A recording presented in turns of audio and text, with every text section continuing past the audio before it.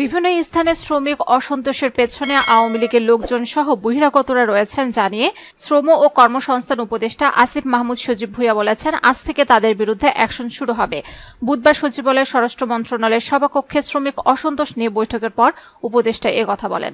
স্বরাষ্ট্র উপদেষ্টা lieutenant general অবসরপ্রাপ্ত মোহাম্মদ জাহাঙ্গীর আলম চৌধুরীর সভাপতিত্বে বৈঠকে আইন উপদেষ্টা ডক্টর আসিফ নজরুল, মৎস্য ও প্রাণী সম্পদ উপদেষ্টা ফরিদা আক্তার, শিল্প উপদেষ্টা আদিলুর রহমান উপস্থিত ছিলেন। শ্রম উপদেষ্টা আসিফ বলেন, শ্রমিক অসন্তোষ নিয়ে আমরা মালিক ও শ্রমিক পক্ষের সঙ্গে একাধিক সভা করেছি।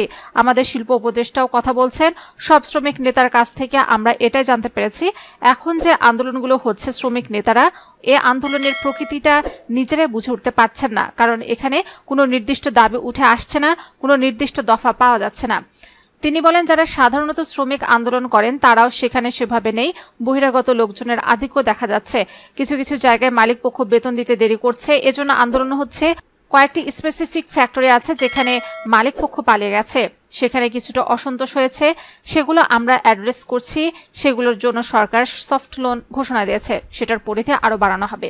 উপদেষ্টা বলেন, তবে এই ছোট ছোট কয়েকটি সুনির্দিষ্ট জায়গায় অসন্তোষকে কেন্দ্র করে যে জায়গাগুলোতে ফ্যাক্টরি ক্লাস্টারগুলো আছে সেখানে দেখা গেছে বহিরাগতরা এসে গাড়ি ভাঙচুরের মতো ঘটনা ঘটেছে।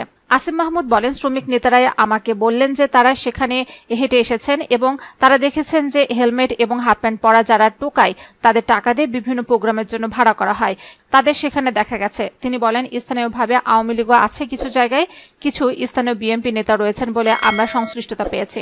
উপদেষ্টা বলেন, স্বরাষ্ট্র মন্ত্রণালয়ের কাছে যে তথ্য রয়েছে সেটার ভিত্তিতে তাদের গ্রেফতার করা হবে। সেখানে যে জনদুর্ভোগ তৈরি হয়েছে সেটার জন্য পুলিশ ব্যবস্থা নেবে।